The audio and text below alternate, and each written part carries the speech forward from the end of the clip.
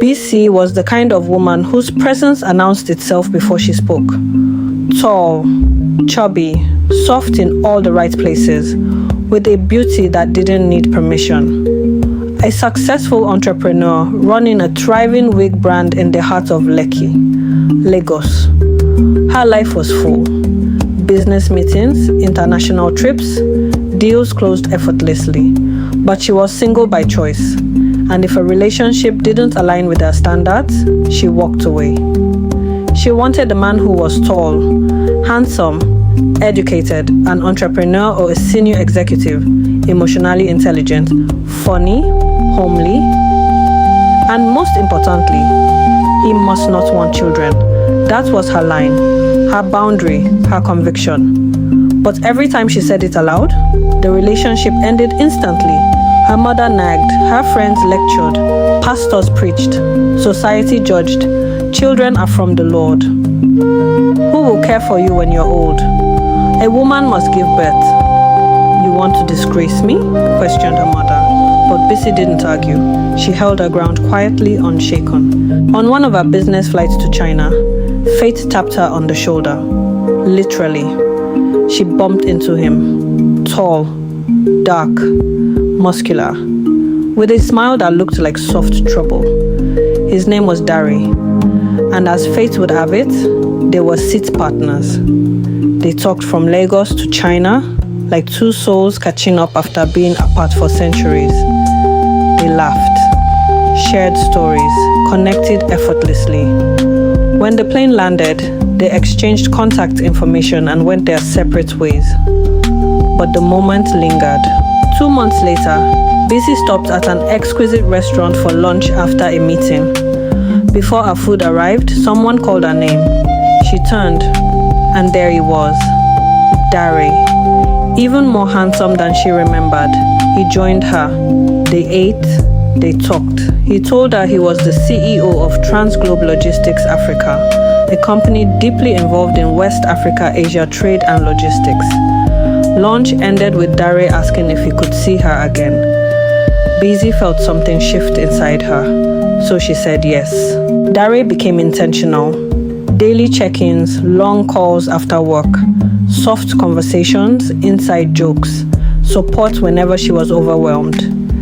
He made her laugh till her eyes watered.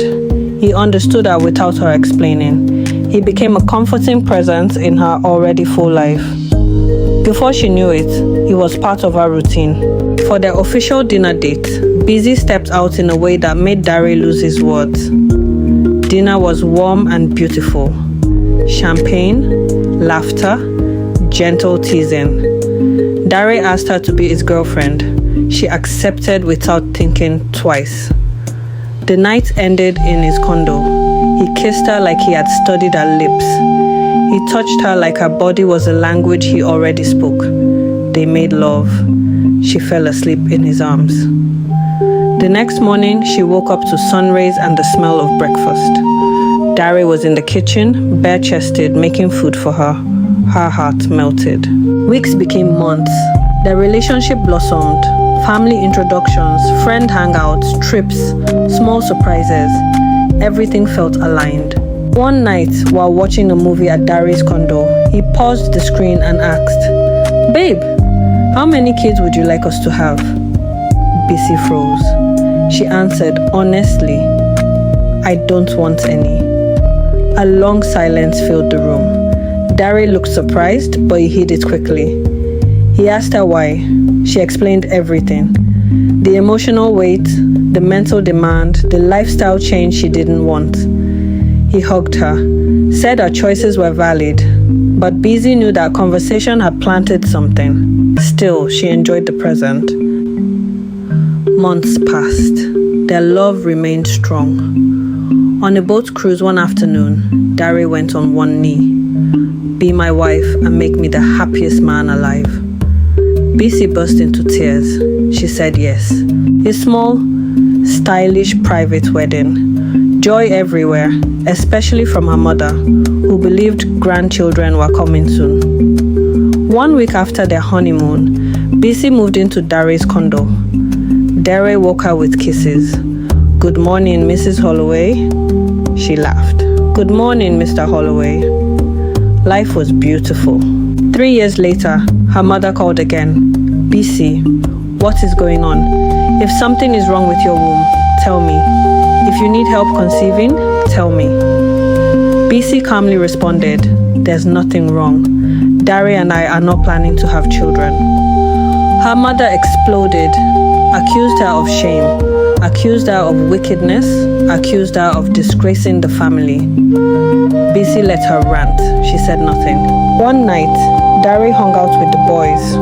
Over beer and football, one friend said, you mean your wife no one born and you dey okay with him? Dari smiled awkwardly. Said they agreed, said it wasn't an issue, but that comment stayed with him. A few days later, while they sat in the living room, Dari looked at her and asked, honey, what if I want children? Would you reconsider? Bisi sat still, shocked. What do you mean? Where is this coming from? Dari sighed. I thought with time, you'd change your mind. Something inside her cracked, a deep, silent disappointment. She stood up, walked out, and didn't answer him. The next few weeks were tense, minimal communication, minimal affection. Eventually, Dari apologized, said he was sorry for invalidating her choice, said he wouldn't bring it up again. She forgave him. Their bodies reconciled, but her spirit stayed cautious. 5 years into their marriage, Bisi was working on Dari's laptop. She saw unfamiliar land documents, a beneficiary name she didn't recognize. Curiosity pushed her deeper. Chats, receipts, pictures, a birth certificate, a 2-year-old boy, Dari's son, born during their marriage. A secret life unfolding before her eyes. Her chest tightened, her vision blurred, her breath shattered. She felt herself collapse internally. That evening, Dari walked in smiling. Bisi handed him the documents. Who is Ayomide Holloway? Dari froze. I'm sorry. I can explain. Explain. I was drunk. It was a mistake. She laughed. The kind of laugh that has no soul in it. A mistake. You mistakenly undressed, mistakenly slept with her, mistakenly kept a whole child for 2 years. She grabbed her keys and left. At the hotel, she called her mother. Her mother told her to forgive him. That's how men are. Men are polygamous. Don't throw your home away. Her friend said, take the child and protect your home. Nobody cared that she was breaking. Everyone expected her to accept betrayal because she didn't want children. 1 week later, she returned home when Dari was at work. She packed what belonged to her. Left a note on the table. I loved you honestly. I hid nothing from you, but you repaid me with betrayal. I will not stay in this marriage. I want a divorce. And she walked out. Dari came home, saw her things gone, read the note, and collapsed to his knees. He called her repeatedly, begged, cried, but her decision was final. 2 years after the divorce, Bisi's life was glowing. Business thriving, traveling the world, happy, free, unapologetic. If love finds her again, she will welcome it. But one thing will never change. Her body, her life, her choices. They belong to her alone. Society can complain. Culture can shout, family can pressure. She will live on her terms till her last breath. This is the story of a Sable woman, power, beauty, self-rule, written by you.